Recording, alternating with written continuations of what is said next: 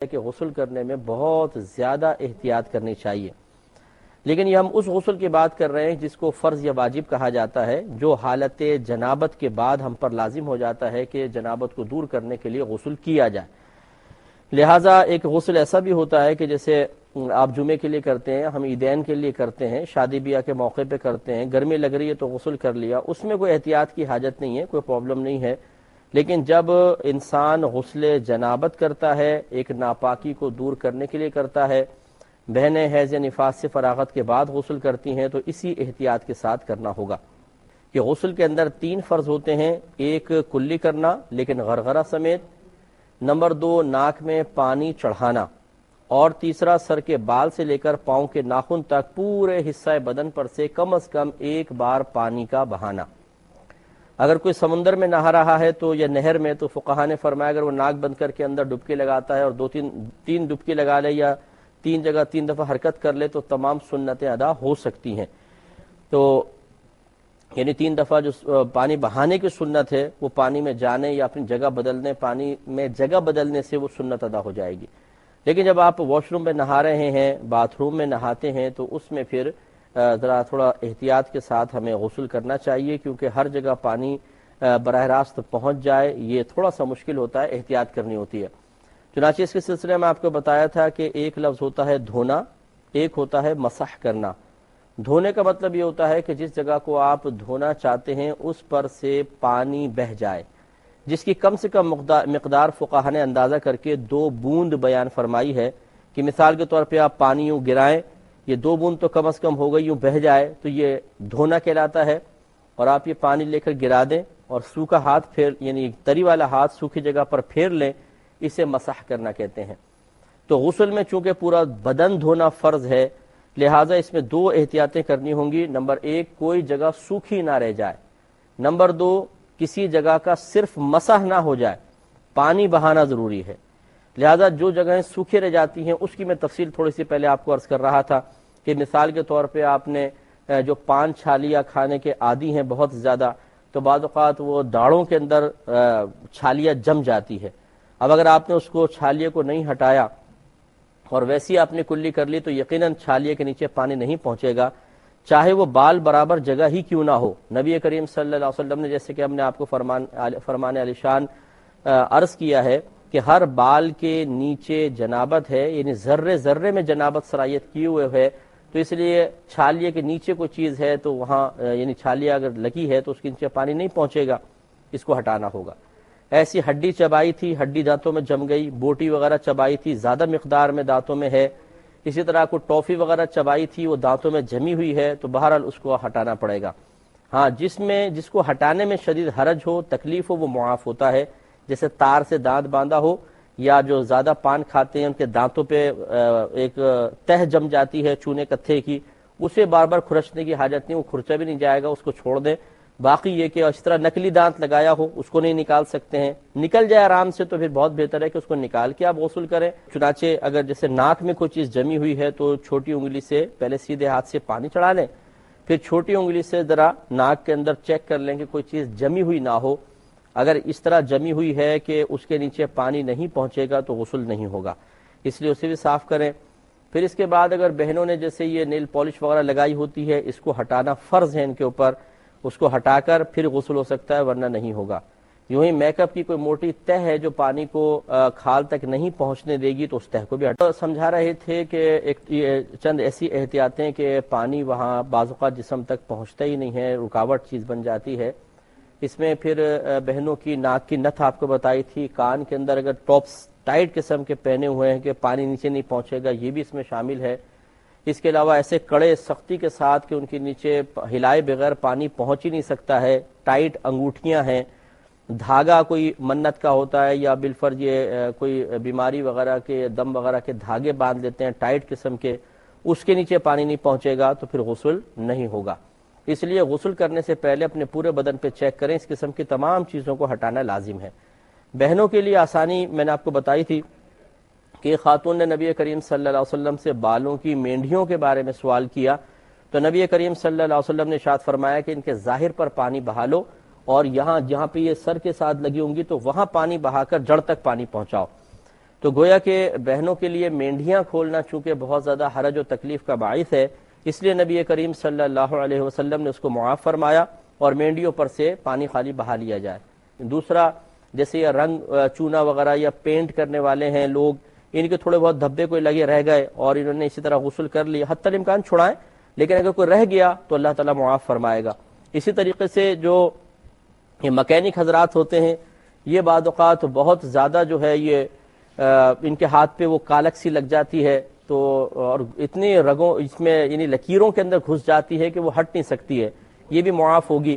اسی طریقے سے اگر کوئی تندور پہ روٹیاں بناتا ہے اور بہت زیادہ آٹا استعمال ہوتا ہے اور اس کے یہ جو انگوٹھوں کے ادھر یہ جو کنارے ان کے اندر اگر وہ آٹا گھس گیا ہے، حتی الامکان اس نے دھویا، صفائی بھی کی، لیکن غسل کرنے کے بعد اگر نماز بھی پڑھ لی مثال کے طور پہ، دیکھتا ہے کہ یہاں پہ کچھ لگا ہوا ہے، کوئی بات نہیں، اس کے لیے تھوڑا بہت معاف ہوگا۔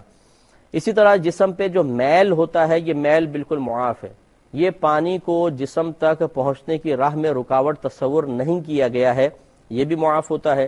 اسی طریقے سے اگر آپ نے مثال کے طور پہ سر پہ تیل لگایا ہوا ہے یا بدن پہ ویسلین وغیرہ کوئی ایسی چکنی چیز جو پانی کو فوراً جذب تو نہیں کرتی ہے لیکن اس کی تہ نہ ہو، مثلا آپ نے ویسلین لگائی اس طرح یا کوئی کریم لگائی، اچھی طرح مل دی، اب اس کا جسم نہیں ہے، صرف چکنائی ہے، اس پہ پانی بہائیں گے غسل ہو جائے گا۔ ایک تو جس کے بڑے بڑے بال ہوں اگر، اور وہ بھی تیل سے محروم بال، جنہوں نے سالہ سال کبھی تیل کا ذائقہ نہ چکھا ہو، ایسے سوکھے ہوئے بال جو ہیں فوری طور پہ پانی کو جذب نہیں کرتے ہیں جب تک بہت زیادہ پانی نہ بہایا جائے کھال تک، اور یہ خصوصاً اگر کانوں کے اوپر بال آئے ہوئے ہیں تو کانوں تک وہ پانی پہنچے گا نہیں۔ اگر صرف بالوں سے رس کر تری پہنچی، صحیح بہا نہیں، تو آپ کو جیسے پہلے بتایا کہ خالی تری کا پہنچنا تو مسح کرنا کہلاتا ہے، یہ دھونا نہیں کہلائے گا۔ اس لیے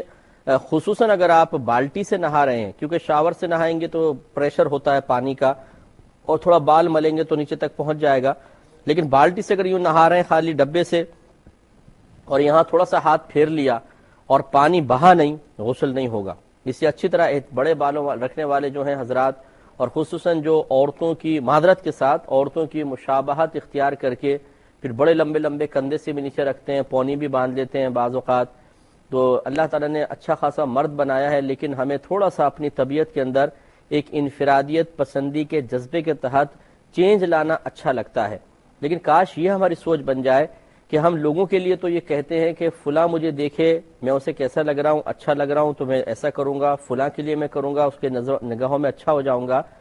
لیکن اللہ تعالیٰ اور اس کے رسول کریم صلی اللہ علیہ وسلم کی بارگاہ میں بھی آپ اچھے لگ رہے ہیں کہ نہیں لگ رہے، اس پہ بھی توجہ تھوڑی سی کر لیں تو بہت بہتر ہے، اس لیے کہ میدان محشر میں لوگ آپ کو جنت نہیں دیں گے، نبی کریم کی شفاعت کام آئے گی اور اللہ تبارک و تعالیٰ کی رضا سے آپ کو جنت ملے گی، ورنہ آپ جنت میں نہیں جا سکتے ہیں۔ تو جتنا مخلوق کے لیے ہم کام کرتے ہیں اس میں سے تھوڑا سا اپنے خالق کے لیے بھی کر لیں کہ ساری نعمتیں اسی نے دی ہوئی ہیں۔ تو بہرحال بڑے بڑے بال رکھنے والے اور خصوصاً بہنیں کہ جن کے بڑے گھنے بال ہیں اور لمبے لمبے بال ہیں، ان کو نہاتے ہوئے کس قدر احتیاط کرنی چاہیے، اس سے آپ اندازہ کر سکتے ہیں۔ دوسرا، کانوں کے اندر، میں کان کے سوراخ میں نہیں کہہ رہا ہوں، سوراخ میں اس طرح ڈالنا کوئی ضروری نہیں ہے، لیکن کان کے اندر جتنا بھی یہ دیکھیں یہ بل ہیں، اس طرح ٹیڑے میڑے کان ہوتے ہیں، آپ ایک دفعہ ڈال کے انگلی ذرا دیکھ لیں، یہ جیسے خصوصاً جیسے یہ ہے، یہ آپ لائے اور یہ جو جگہ ہے ادھر، یہ ایسی ہوتی ہے کہ اوپر سے اگر آپ پانی بہائیں گے تو سیدھا پانی بہ جائے گا، یوں نہیں ہے کہ اندر جا کے یوں چڑھ جائے گا، اس کے اندر تو آپ کو تھوڑا سا یا تو آپ پانی لے کے اس طرح ماریں، یا جیسے شاور سے پانی آ رہا ہے تو اس طرح کر کے ذرا تھوڑا سا نیچے کر کے اطمینان کر لیں۔ کان کے اندر اگر تھوڑا بہت جائے گا بھی آپ یوں کریں گے تو نکل جائے گا، کوئی ایسا پرابلم نہیں ہے، گھبرانے کی ضرورت نہیں ہے، لیکن یہ کان کے اندر جتنے بھی یہ بل آپ کو نظر آ رہے ہیں ان تمام کے اوپر پانی کا بہانا لازم ہے، لہذا یہاں مسح سے کام نہیں چلے گا۔ اسی طرح جن کے میں نے بتایا کہ جسم میں بل پڑ جاتے ہیں کثرت گوشت کی بنا پر یا کثرت چربی کی بنا پر، انہیں ہر بل کے اندر، ہر مطلب شکن کے اندر پانی کا پہنچانا بہانا فرض ہے، ورنہ غسل نہیں اترے گا۔ اسی طریقے سے تیسری احتیاط، یہ بغلوں کا حصہ ہوتا ہے، اگر آپ اوپر سے پانی ڈال لیں، مثال کے طور پہ پانی بہا رہے، خصوصاً جب ڈبے سے نہا رہے ہیں اور آپ نے اوپر سے پانی بہایا اور نیچے سے خالی ہاتھ پھیر لیا تو یہ تو مسح ہوگا، اور یہ بغل کی شیپ ایسی ہوتی ہے کہ اس طرح گہرا گڑھا ہوتا ہے، اگر آپ اوپر سے پانی بہائیں گے تو ایسا تو نہیں ہے کہ آ کے یوں اوپر کو پانی چڑھ بھی جائے گا اور چڑھ کے پھر پورا یوں رول ہو کے اچھی طرح دھو کے پھر جائے گا، تو لہٰذا اس میں بھی بڑی بے احتیاطی متوقع ہے کہ اگر انسان اوپر سے پانی بہائے اور نیچے پانی بہنے نہ دے بلکہ خالی مسح کر لے، یا خدا نخواستہ بے احتیاطی رہے اور ہاتھ اس طرح رہا اور صحیح پانی نہیں بہا اور خشکی رہ گئی جگہ، تو پھر غسل نہیں اترے گا، اس کی بھی احتیاط کریں۔ ویسے اگر آپ بیٹھ کے نہا رہے ہیں، مثال کے طور پہ جیسے بالٹی سے ٹب سے نہاتے ہیں اور بیٹھ کے نہاتے ہیں اور گھٹنے سمیٹ لیے، تو ران اور جب یہ گھٹنے بند ہو جاتے ہیں تو گھٹنوں کے بالکل نیچے جو ایریا ہے، مثلا یہ گھٹنا ہے، اس کے بالکل جو نیچے والا حصہ ہے، یہ ران اور پنڈلی جب ملتے ہیں تو درمیان میں پانی بعض اوقات نہیں جا پاتا، اس لیے جیسے یہ پیر ہے، مثال کے طور پہ یہ گھٹنا ہے، اس کے نیچے جو جگہ ہے یہ تھوڑا سا پاؤں ٹیڑھا کر کے پانی بہائیں تاکہ اس پر بھی اچھی طریقے سے پانی بہہ جائے۔ تو یوں ہی ہر وہ مقام کہ جہاں پر احتیاط کے ساتھ پانی بہانا بہت ضروری محسوس ہو، اگر آپ نہیں بہائیں گے تو وہ جگہ سوکھی رہ جائے گی، یا اس جگہ پہ صرف مسا ہوگا، پانی بہے گا نہیں، ان تمام جگہوں میں اچھی طریقے سے احتیاط کریں۔ ورنہ یہ یاد رکھیں کہ یہ کہنا کہ جی ہمیں معلوم نہیں تھا، یا پھر سادگی میں یہ کہہ دینا بسا اوقات علماء پہ الٹا طنز کرتے ہوئے کہ یار اتنی سختی دین میں کوئی ہے، مفتی صاحب نے تو بہت ہی سختیاں بتا دیں۔ تو بھائی ہم سختی نہیں بتا رہے، یہ تو آپ کے نبی کریم صلی اللہ علیہ وسلم کا فرمان عالی شان ہم نے آپ کو سنایا۔ نبی کریم صلی اللہ علیہ وسلم کا فرمان ہے کہ ہر بال کے نیچے جنابت ہے۔ تو بال دیکھ لیں، روئیں جسم کے ہر حصے میں ہے، گویا کہ ہر حصے میں جنابت موجود ہے، اور جنابت دور کرنے کے لیے پورے بدن کو دھونا فرض ہے۔ اور دھونے کی تعریف ہم نے آپ کو بتا دی کہ پانی بہانا فرض ہے، سوکھی جگہ کو دھونا نہیں کہتے، مسح کو دھونا نہیں کہتے، دھونا دھونا ہے یعنی پانی بہانا پڑے گا۔ اگر آپ نے صرف مسح کیا، یہ جگہ سوکھی چھوڑ دی تو گناہگار ہوں گے۔ اور اسی لیے جیسے میں نے آپ کو فرمان عالی شان سنایا کہ نبی کریم صلی اللہ علیہ وسلم نے حضرت علی کرم اللہ وجہہ الکریم سے ارشاد فرمایا تھا کہ اے علی، اگر ایک بال برابر جگہ بھی غسل جنابت میں سوکھی رہ گئی تو جہنم میں ایسا ایسا کیا جائے گا۔ تو اس کا آخری حصہ یہ تھا کہ حضرت علی کرم اللہ وجہہ الکریم نے ارشاد فرمایا کہ اس کے بعد میں نے اپنے سر سے دشمنی کر لی تھی، یعنی اس کے بعد آپ کبھی بال آپ نے نہیں رکھے، اپنے سر صاف کروا دیا کرتے تھے، اس خوف کی وجہ سے کہ ایسا نہ ہو کہ کثرت بال کی بنا پر، بالوں کی کثرت کی بنا پر پانی اندر نہ پہنچنے پائے اور میں اس وعید کا شکار ہو جاؤں۔ تو وہ نبی کریم صلی اللہ علیہ وسلم کی صحبت یافتہ آپ کی سب سے چہیتی صاحبزادی کے مبارک شوہر، جن سے نبی کریم صلی اللہ علیہ وسلم کی نسل پاک چلی ہے، قطعی طور پہ جنتی ہیں، وہ خوف کر کے اپنے سر کے بال صاف کروا رہے ہیں کہ کوئی بال برابر جگہ سوکھی نہ رہ جائے۔ اور ایک طرف یہ ہمارے مسلمانوں کا آج کل کا معاشرہ ہے کہ ایک تو ان کو علم نہیں ہوتا، اور اگر کوئی علم دے تو اس کو قبول کرنے کے لیے تیار نہیں ہوتے، اپنی غلطی کا اعتراف نہیں کریں گے، جھوٹی عزت بنانے کے لیے، اپنے انا کے مسئلے کے لیے، جی وہ مفتیان کرام کا اپنا، یہ تو پتہ نہیں مولوی کہاں سے مسئلے لے کر آتے ہیں، انہوں نے اپنے ہی مسئلے بنائے ہوئے ہیں۔ چلے جی ہم نے تو اپنے بنائے، شریعت تو ہم بیان نہیں کر رہے، اپنے بنائے۔ اچھا اب آپ شریعت آپ بیان کر دیں،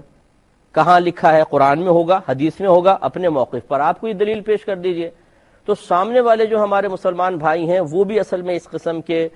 نادان مسلمانوں کی حوصلہ افزائی کر دیتے ہیں ہنس کر،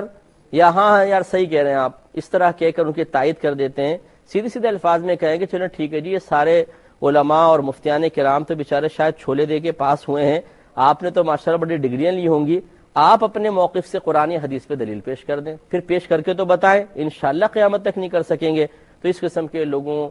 کو بھی سوچنا چاہیے کہ اس طرح نہ کریں، اپنی غلطی کا اعتراف کر کے غسل کو مکمل کریں، اور پہلے جو غلط غسل ہوئے اس پر اللہ تعالیٰ کی بارگاہ میں توبہ کریں۔